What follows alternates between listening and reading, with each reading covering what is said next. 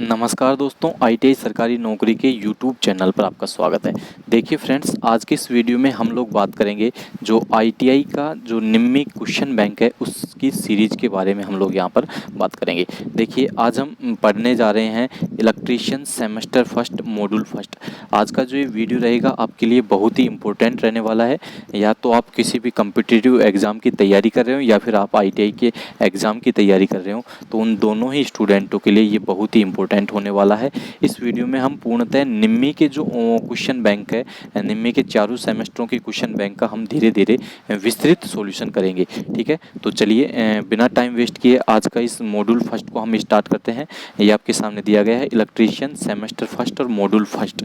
ठीक है, और बात करें तो ये मॉड्यूल फर्स्ट जो आपका होने वाला है ये आपका रहेगा सेफ्टी साइंस से संबंधित। एक तो आपका सुरक्षा उपकरण हो गया, एक तो सुरक्षा चिन्ह हो गया, सेकंड आपका रहेगा ये प्राथमिक उपचार से संबंधित, और थर्ड आपका ये रहेगा आग से संबंधित, फायर से संबंधित। ठीक है फ्रेंड्स, चलिए तो वीडियो को स्टार्ट करते हैं। यदि अभी तक आपने चैनल को सब्सक्राइब नहीं किया तो सब्सक्राइब कर दीजिए और बेल आइकन को प्रेस कर दीजिए, जिससे कि हमारे वीडियो के लेटेस्ट नोटिफिकेशन आपको सबसे पहले प्राप्त हो सके। तो देखिए फ्रेंड्स, हम क्वेश्चन नंबर फर्स्ट की बात करेंगे। तो क्वेश्चन नंबर फर्स्ट आपके सामने कुछ इस प्रकार से आपके सामने दिया गया है।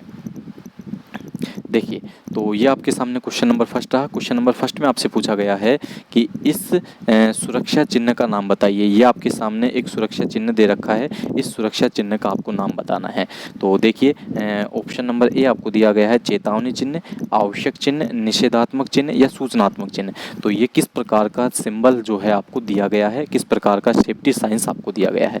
तो देखिए, यहाँ पर तीन प्रकार के जो अपने चार प्रकार के सिंबल्स होते हैं वो कौन कौन से होते हैं, तो वो आपको मैंने बता दिया अभी। चेतावनी, आवश्यक चिन्ह, निषेधात्मक चिन्ह और सूचनात्मक चिन्ह। तो ये जो चिन्ह आपको दिखाया गया है ये कौन सा चिन्ह है, तो इसको बोलेंगे हम इन्फॉर्मेशन साइन। ठीक है, तो सूचनात्मक चिन्ह है, ये किसी भी चीज़ की सूचना देने का काम करता है। जैसे मैं बात करूँ इसी की, तो ये जो सूचना देगा, ये सूचना देगा कि प्राथमिक उपचार यहाँ पर उपलब्ध है। ठीक है, या फिर अपन किसी भी चीज़ की बात करें, प्रसाधन की बात करें, जहाँ पर आपके जो टॉयलेट वगैरह की व्यवस्था होती है वहाँ पर भी कुछ प्रकार के सिंबल्स होते हैं। तो वो सारे क्या करते हैं, वो सारे इसी चीज़ की ये वो अपने को जानकारी प्रोवाइड कराते हैं। ठीक है, अब इसमें बात करें कि सूचनात्मक चिन्ह होता कैसा है, तो सूचनात्मक चिन्ह की जो आकृति होगी वो कैसी होगी, इस चिन्ह की आकृति जो होगी ये वर्गाकार आकृति होगी और ब्लैक हाशियाना होगा। इसका जो पृष्ठ होगा वो कैसा होगा, ब्लैक होगा। चलिए सेकंड क्वेश्चन की बात करते हैं। तो इसका राइट आंसर तो हो गया आपको सूचनात्मक चिन्ह। ये आपके सामने सेकंड क्वेश्चन रहा। ठीक है, तो सेकंड क्वेश्चन आपसे पूछा गया है, देखिए थोड़ा सा मैं यहाँ से कर देता हूँ। सेकंड क्वेश्चन आपसे पूछा गया है कि अग्नि शमन का क्या है। तो अग्नि का शमन क्या होता है, तो वेरी वेरी इंपॉर्टेंट क्वेश्चन है डियर फ्रेंड्स। मैंने आपको पहले भी बताया था, आग आपके लिए बहुत ही ज़रूरी है, फायर का आपको याद होना बहुत ही ज़रूरी है, क्योंकि इससे संबंधित क्वेश्चन दिल्ली मेट्रो में और यूपीपीसीएल में पूछे गए हैं। राजस्थान टेक्निकल हेल्पर 2018 में भी बहुत क्वेश्चन पूछे गए हैं। ठीक है, तो चलिए, तो ये पूछ रहा है कि अग्नि का शमन क्या होता है। अग्नि का शमन क्या होता है, ये पूछ रहा है स्मूथरिंग क्या होता है। सिंपल सा यदि मैं बात करूं तो इसने पूछा है कि जो स्मूथरिंग होता है ये स्मूथरिंग क्या होता है। तो देखिए, ईंधन में आग मिलाना, या फिर ईंधन से अलग करना, या फिर जल का उपयोग करके तापमान को अलग करना, या फिर अग्नि, या फिर ये पूछ रहा है कि अग्नि को ऑक्सीजन की आपूर्ति से अलग करना। तो ये आपसे सामने क्वेश्चन नंबर सेकंड पूछा गया है। तो जल्दी से आप लोग कमेंट कीजिए कि क्या आंसर आपके हिसाब से होना चाहिए। अग्नि का शमन स्मूथरिंग के बारे में पूछा गया है। तब तक के लिए मैं आपको कुछ बता देता हूँ यहाँ पर। देखिए, यदि हम स्मूथरिंग की बात करें, हम आग की बात करें, फायर की बात करें, तो ये आपका फायर का त्रिभुज होता है। ये क्या होता है, आपका फायर का त्रिभुज होता है। वेरी वेरी इंपॉर्टेंट है आईटीआई स्टूडेंटों के लिए भी, और आईटीआई के कंपटीशन की एग्जाम की जो भी तैयारी कर रहा है उन सभी के लिए ये बहुत इंपॉर्टेंट होने वाला है। ठीक है, ये आपका क्या हो गया, ये आपका हो गया। ठीक है, ये आपका हो गया फायर। किसकी बात करेंगे, आग की बात करेंगे। ये क्या आपका क्या हो गया, ये आपका हो गया आग हो गया। ठीक है, ये आग है। अब आग को तीन कारण होते हैं। एक तो आग को जलने के लिए क्या चाहिए भाई, प्रचुर मात्रा में क्या चाहिए, आग को जलने के लिए प्रचुर मात्रा में क्या चाहिए, आग को जलने के लिए प्रचुर मात्रा में ईंधन चाहिए। ठीक है फ्रेंड्स, चलिए सेकंड चीज़ आपके आग के पास क्या होना चाहिए, सेकंड चीज़ आग के पास ऑक्सीजन होना चाहिए। और थर्ड की मैं बात करूँ तो आग के पास हीट होनी चाहिए। ठीक है, यदि ये तीनों मिल जाएंगी तो जो बोलते हैं ना कि आग में घी डालने का काम हो जाएगा। ठीक है, आग जो है वो बहुत ही भयानक रूप ले लेगी। तो इन तीनों चीज़ों में से हम इनको यदि पृथक कर दें, अलग अलग कर दें, तो आग को बुझाया जा सकता है। अब देखिए ये होता क्या क्या है, इन तीनों की यदि मैं बात करूं तो जो आपका जो ईंधन होगा ना, ईंधन से लगने वाली जो आग होगी ना, वो तो क्या कहलाएगी, वो तो कहलाएगी स्टार्विंग। ठीक है, वो क्या कहलाएगी, वो कहलाएगी स्टार्विंग। ठीक है, तो चलिए इसको बोलते हैं भूखे मारना आग को।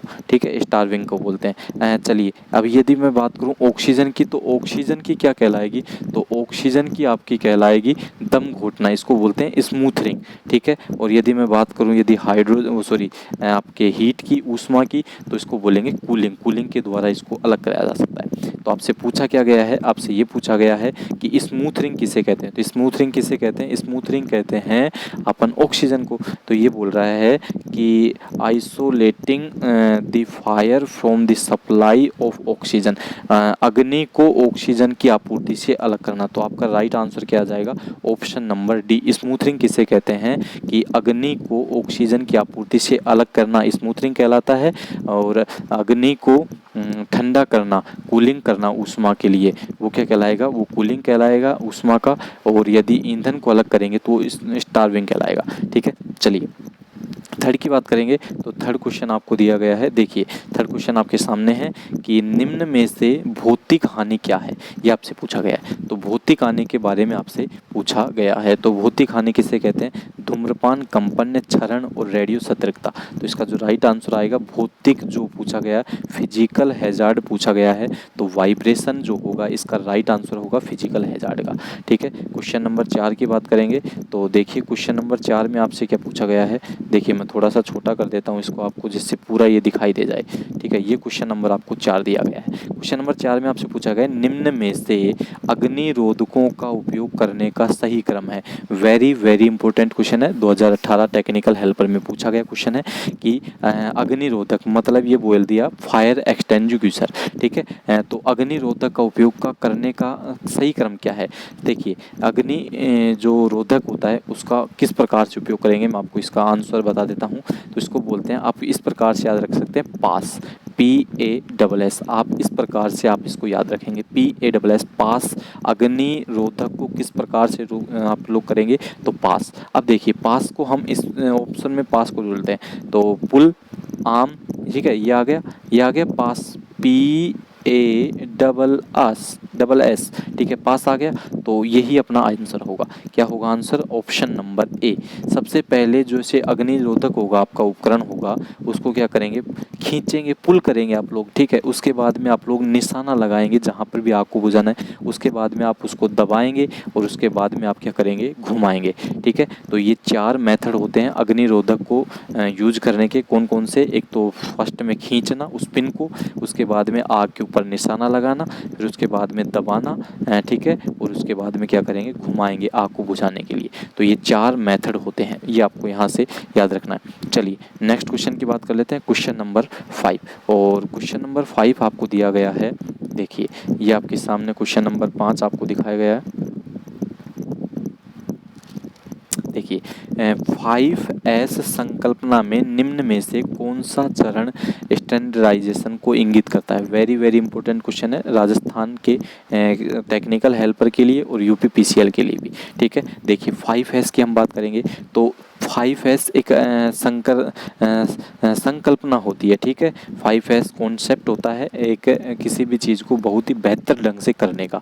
ठीक है, चलिए तो इसमें 5 स्टेप होती हैं, कौन कौन सी, फर्स्ट स्टेप, सेकंड, थर्ड, 4 और 5, ये 5 स्टेप होती हैं। तो फर्स्ट स्टेप की मैं बात करूं, ठीक है, ये पूछ रहा है कि जो ये चरण है ना 5S में स्टैंडर्डाइजेशन का, तो ये चरण कौन सा है, इसमें ये पूछा गया है। लेकिन मैं 5 चरणों की बात करूंगा इस वीडियो में। तो देखिए प्रथम चरण को क्या बोलते हैं अपन, सॉर्टिंग बोलते हैं। सॉर्टिंग का मतलब होता है छांटना। प्रथम चरण को बोलेंगे सॉर्टिंग, सेकंड चरण को बोलेंगे सेट इन ऑर्डर। ठीक है, थर्ड चरण को बोलेंगे साइन, और फोर्थ चरण को बोलेंगे आप स्टैंडर्डाइजेशन, और 5 चरण को बोलेंगे आप स्टेंस। ठीक है, तो ये 5 चरण होंगे। तो ये कौन सा चरण है, तो इसका जो राइट आंसर होगा ऑप्शन नंबर डी, चौथा चरण होता है स्टैंडर्डाइजेशन। ठीक है, चलिए क्वेश्चन नंबर 6 की बात करेंगे। और क्वेश्चन नंबर 6 भी बहुत सिंपल है जो आपको सामने दिया गया है। क्वेश्चन नंबर 6 में आपसे पूछा गया है कौन से प्लायर का उपयोग तार के हुक और लूप बनाने में होता है। वेरी वेरी इंपॉर्टेंट क्वेश्चन है, तार के हुक और लूप बनाना है आपको, तो कौन से प्लायर का आप लोग इस्तेमाल करेंगे। ठीक है, फ्लैट नोज प्लायर का इस्तेमाल करेंगे, लॉन्ग नोज प्लायर का इस्तेमाल करेंगे, राउंड नोज प्लायर का इस्तेमाल करेंगे, या फिर डायगोनल कटिंग प्लायर का आप लोग इस्तेमाल करेंगे।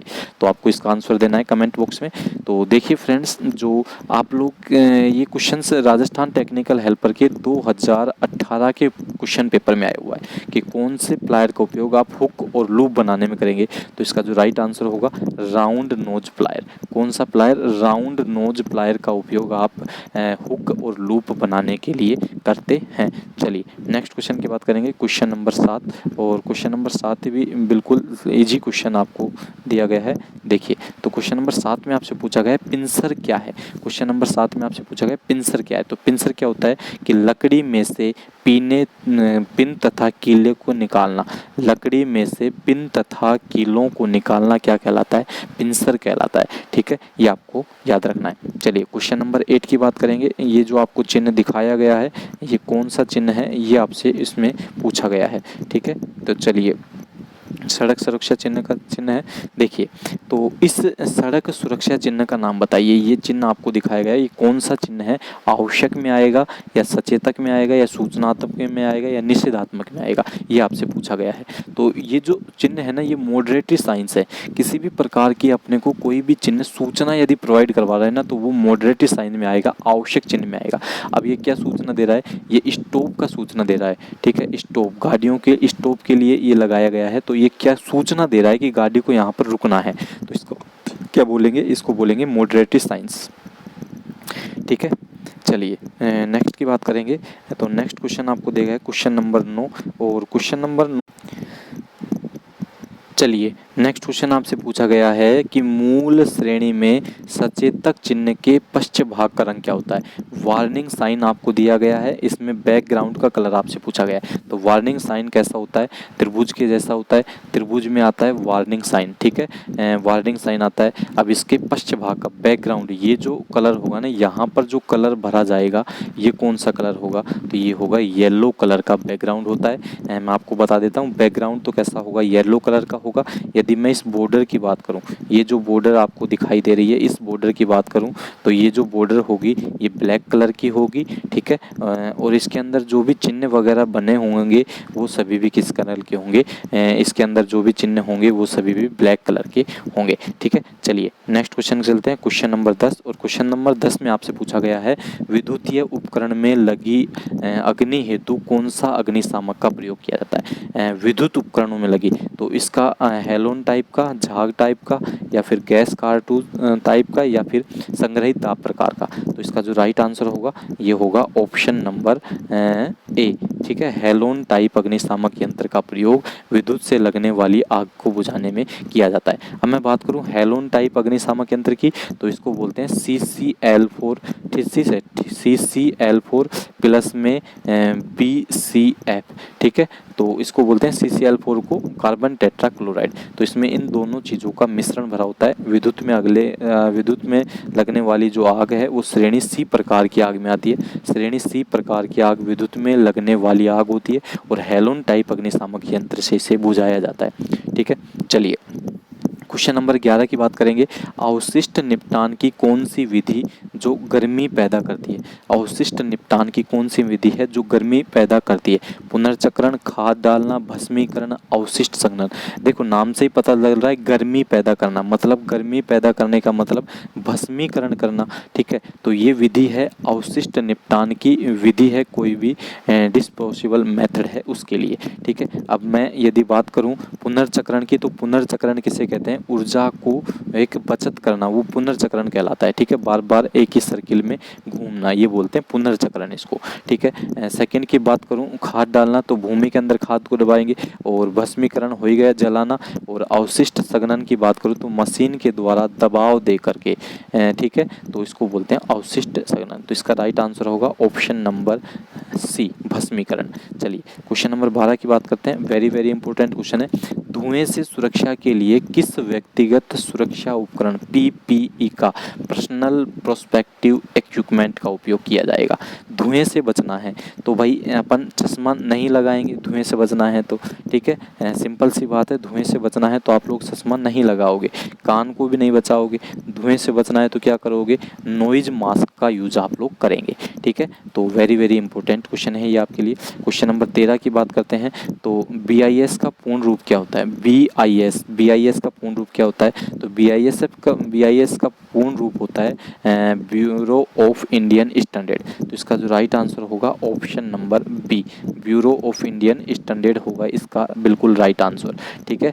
ISO की बात करूं तो ये होगा इंटरनेशनल स्टैंडर्ड, ठीक है, ऑर्गेनाइजेशन।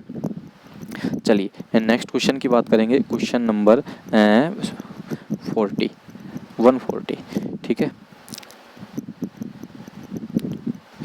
चलिए ये क्वेश्चन आपको दिया गया है, भारी भार को उठाने और स्थानांतरित करने के लिए किस पद्धति का उपयोग किया जाता है। भारी भरकम भार को किसके द्वारा करेंगे आप, तो क्रेन और स्लिंग के द्वारा आप लोग भारी भार को उठा करके एक से जगह से दूसरी जगह पर ले जा सकते हैं, ठीक है। चलिए नेक्स्ट क्वेश्चन आपको दिया गया है क्वेश्चन नंबर 15, और क्वेश्चन नंबर 15 में आपसे पूछा गया है कि जो आग बुझाने में स्टार्विंग क्या होती है। अभी मैंने बताया था आग को 3 प्रकार से बुझाया जा सकता है, आग को बुझाने के 3 मेथड होते हैं, ठीक है। एक त्रिभुज बना के बताया था ना मैंने अभी, यहाँ पर आग लगेगी, ईंधन होगा आग को जलने में सहायक, एक ऑक्सीजन होगा और एक क्या होगी, हीट होगी, ऊष्मा होगी। अब ये पूछ रहा है कि स्टार्विंग किसे कहते हैं, तो स्टार्विंग किसे कहते हैं भाई साहब, स्टार्विंग कहते हैं कि रिम्यू fuel element of the fire, ठीक है। स्टार्विंग किसे कहते हैं, ये देखिए इसमें ऑप्शंस है जो गलत दिए गए हैं। रिम्यू fuel element of the fire, ठीक है, मतलब फ्यूल का मतलब क्या हो गया, ईंधन को अलग करने की प्रक्रिया, आग से ईंधन को आग से अलग करने की प्रक्रिया। मैंने अभी बताया था आपको, ये है अपना ईंधन, ठीक है, ये ईंधन है, ये जैसे मान लिया ऑक्सीजन है, ये मैंने मान लिया हीट है। तो इस ईंधन को इस आग से आप लोग अलग करोगे तो इसे क्या बोलेंगे, इसको बोलेंगे स्टार्विंग। यदि आप लोग हीट को अलग करोगे तो इसको बोलेंगे कूलिंग, और यदि आप लोग इसको अलग करोगे तो इसको बोलेंगे क्या, अभी मैंने स्टार्टिंग में बताया था आपको, जो यदि आप इसको अलग करना चाहते हैं तो इसको बोलेंगे आप लोग क्या बोलेंगे, तो इसको बोलेंगे स्मूथरिंग, ठीक है। ये आपको यहाँ से याद रखना है। चलिए क्वेश्चन नंबर 16, एक आपको ये किट दिखाई गई है, एक आपको ये चित्र दिखाया गया है क्वेश्चन नंबर 16 में, तो इस PPE का नाम आपको बताना है, इस PPE का नाम आपको बताना है। देखिए ये आपने देखा होगा कई बार, जैसे अपन वेल्डिंग वगैरह के जाते हैं ना, तो वेल्डिंग वगैरह जो करता है उसके हाथ में इस प्रकार का एक उपकरण होता है। तो ये कौन सा उपकरण है, ठीक है, इसको बोलते हैं हैंड स्क्रीन, ठीक है। ये कौन सा आएगा, हैंड, हाथ में पकड़ने का ये स्क्रीन होता है, ठीक है। चलिए क्वेश्चन नंबर 17 की बात करेंगे, और क्वेश्चन नंबर 17 में आपसे पूछा गया है अवशिष्ट निपटान की विधि कौन सी है जो बहुत सारी ऊर्जा को बचाती है, ठीक है। अवशिष्ट निपटान की विधि कौन सी है जो बहुत सारी ऊर्जा को बचाएगी। अभी मैंने आपको पिछले क्वेश्चंस में बताया था कि रिसाइकिल करना, ऊर्जा की बचत करना, पुनर्चक्रण क्या कर सकता है, एक पुनर्चक्रण ही है जो ऊर्जा की बचत आपसे कर सकता है। चलिए क्वेश्चन नंबर आप करेंगे 18, क्वेश्चन नंबर की बात करेंगे। तो क्वेश्चन नंबर 18 आपको दिया गया है कि किस प्रकार की कृत्रिम श्वसन विधि का प्रयोग उस पीड़िता के लिए करते हैं जिसकी छाती और पेट में चोट हो। यदि कोई भी आपके पास रोगी है जिसकी छाती और पेट में चोट लगी हुई है तो उसके लिए आप लोग किस प्रकार के श्वसन का यूज करोगे, किस प्रकार के मेथड का यूज करोगे, ये आपसे पूछा गया है। तो इसका जो राइट आंसर होगा वो होगा नेल्सन की भुजा ऊपर पीठ दबाव विधि। इस विधि का आप लोग इसमें यूज करोगे छाती और पेट में यदि आपके चोट लगी हो।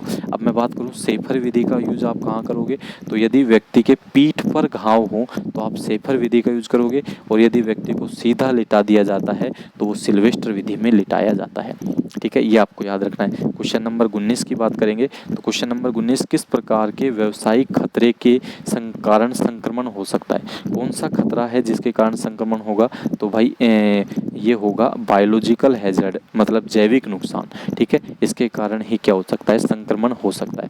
चलिए क्वेश्चन नंबर 20 में आपको दिखाया गया है कि एक औजार आपको दिखाया गया है। ये औजार आपको दिखाया गया है, ये कौन सा औजार है? आपने कई जगह देखा होगा, जैसे आप मोची वगैरह के जाते हो ना, अपना कोई भी जूते वगैरह की सिलाई के लिए आप लोग जाते हैं, तो वहाँ पर इस प्रकार का टूल्स आपने देखा होगा।